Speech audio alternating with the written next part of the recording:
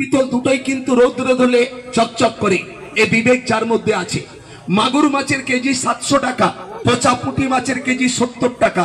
মাগুর মাছও মাছ আর পচা পুঁটি মাছও মাছ। এই বিবেক যার মধ্যে আছে।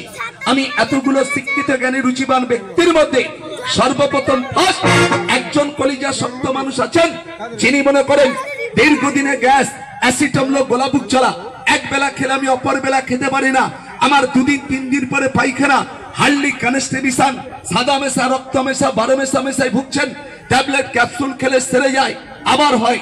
যার আছে পেটে আম, তার নেই 1 পয়সা দাম, খেয়ে হাগে শুয়ে জাগে, ওই পুরুষ কোনো কাজে না লাগে, ওনার মৃত্যু সবার আগে।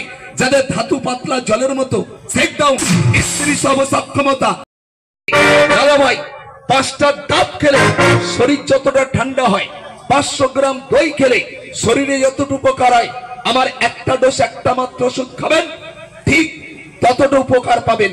বিশেষ করে দুপুর বেলা খেয়েছেন, চা খেয়েছেন, পরোটা খেয়েছেন, ঘুগনি মুড়ি খেয়েছেন, পেটটা ঠোস মেরে আছে, এখন খাবেন, এখন কাজ। বৃক্ষ তোমার নাম কি? ফলনের পরিচয়। একটা ফাইল কেন, প্রয়োজন আমি 5খানা ফাইল ভেঙে খাওয়াবো। আসেন, একটা ডোজ একটা মাত্রা খান। এটা সম্পূর্ণ জংলার গাছ।